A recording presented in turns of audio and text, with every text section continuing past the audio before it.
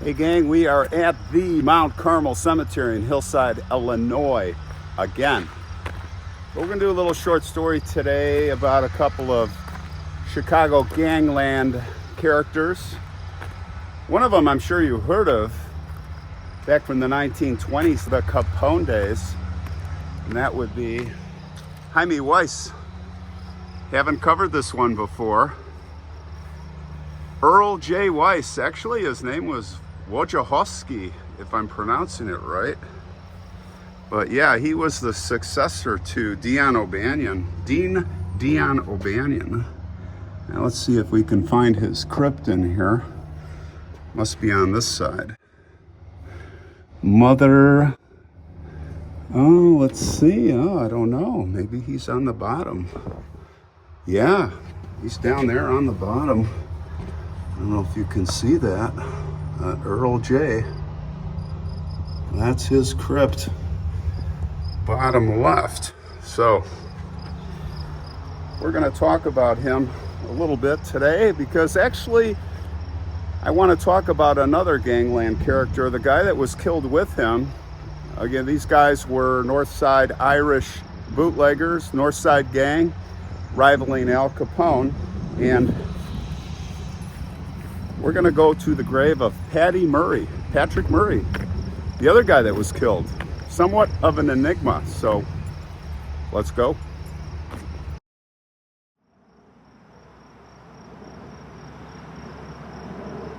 We are on the southeast side of Mount Carmel. And I have to tell you, this is the first time I've seen a double post-mortem.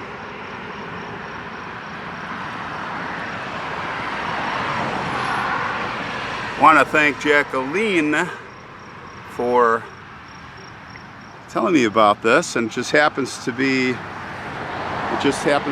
along the way on our walk to Paddy Murray's grave. So let's look at a few tombstones on the way, monuments, pictures, and then I'll tell you a story about these guys. By the way, oh look, right up here is the Salerno boys. Very sad story, we've covered this before. An amazing sculpture. Isn't that just beautiful? Look at that. And their pictures are on here.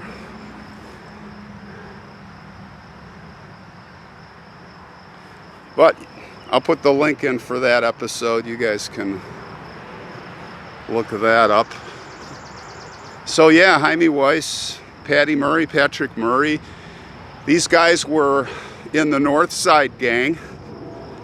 Bootleggers, right? 20s. Capone on the South Side. And they were obviously rivals. A lot of murders. The Chicago piano going back and forth. Dion O'Banion, who's buried here, Dean O'Banion, aka Dion, he was murdered in 1924 at the flower shop by Capone hitmen. And Hymie would take over. Hymie Weiss was Dion O'Banion's right-hand man. And although Hymie Weiss was, you know, he was for the poor like Capone, and maybe it was a front. He was always generous and kind to the poor. He could be known for being a really mean guy. Now, he was only 28 years old, but was having migraine headaches. It was kind of like, I kind of compare him to Doc Holliday in a way. It was like, I don't care if I die, because I'm going to die soon anyway, so I'm going to go out bold. So he kind of had that attitude.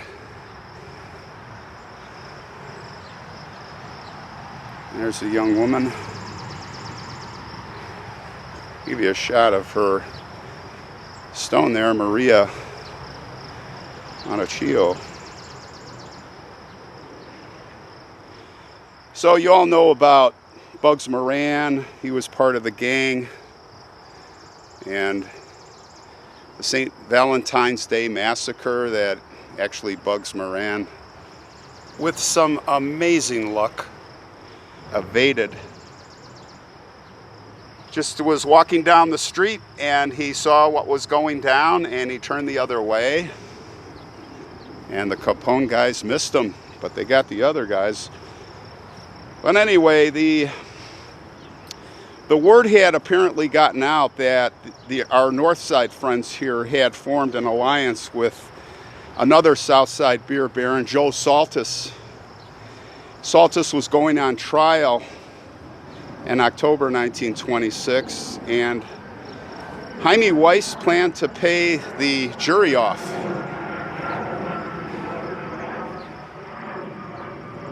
So he stationed himself at the courthouse, and he went there, and you know, in those days they read the names of the jurors. So he was like taking notes because he was going to pay off the jurors. That was the whole plan. And these guys, he was with three guys. He was with, you know, three other guys from the gang. And Patrick Murray was with him. Patrick Murray was obviously a bootlegger. He was kind of a bodyguard too. So he would go everywhere Hymie would go. Now they had parked their cars on Superior Street, and they were headed to their State Street headquarters, the infamous flower shop where Dion O'Banion was murdered. Now I should mention that soon after Dion was hit, the North Side gang would go on a revenge spree led by Hymie Weiss. He was a revenge nut. John Torrio was the head then, and they almost murdered him, shot him in the neck. He survived. He's like, I'm out of here. Al Capone, you can have the reins. You can run the mob. I am out of here. So, to get revenge, what do? That's not enough. And Capone's like, I want a truce. And Hymie Weiss is like, no. So they shoot up Capone's headquarters, like that restaurant, with I think 7 cars. And I think Hymie Weiss, as I recall, just from memory, had like camo on. He got out with the Tommy gun and they just sprayed the place. Capone hit the ground under the table, survived. So Hymie Weiss had to go. Capone's like, all right, he's done. So when they were coming out of the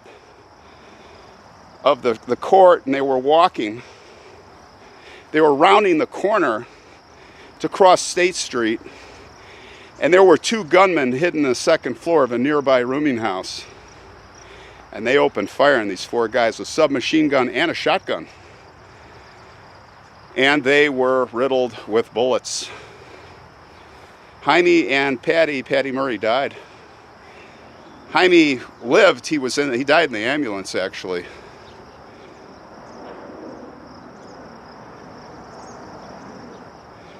Michael the Archangel.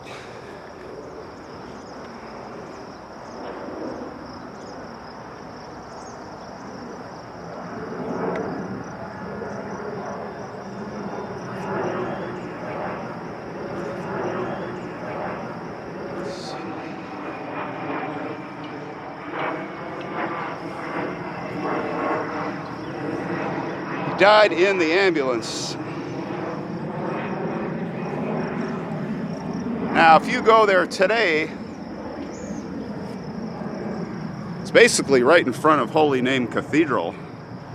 You can see, I think you can see the bullet holes, several, in the foundation stones of the cathedral. I do know that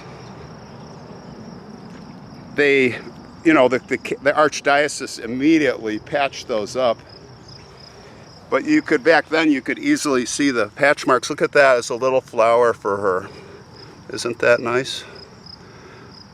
How about that?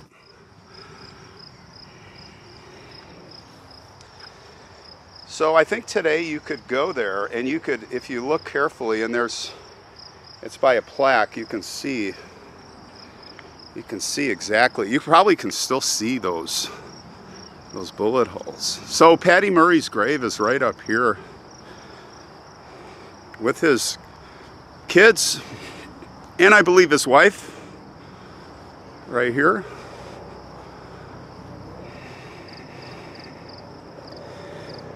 Patrick J.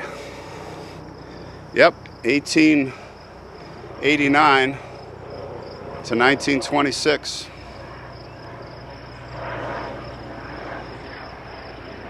Mary, one of the, I think Mary is the wife, yep, Mary E. And then you see Marguerite. Now Marguerite was killed when she was 10 years old. There's an article on that we found. She was hit by a machine, quote unquote. Of course, what they mean is a car. That was in 1923. So that was 3 years before Paddy was killed. Interesting. Didn't realize that. Yeah, 1923. And then you have Parnell. That's one of his sons. Deb found the pictures that I put on Find a Grave that I'm including here. And then I see there's a Sally who died in 1999. So there it is, the Murrays.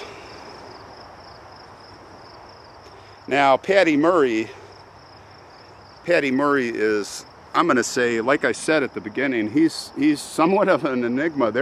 I could not find any information on him, and not much on the family. We did find the pictures, but if anybody can, I'm just fascinated with Paddy Murray, and there's nothing on him. You know, background on his family, background on more on him. If anybody here in comments, I will post it, or even additional pictures would be cool to see. But rest in peace to the Murray family, and I hope to learn more. Just fascinating. Here at Mount Carmel Cemetery, Hillside, Illinois.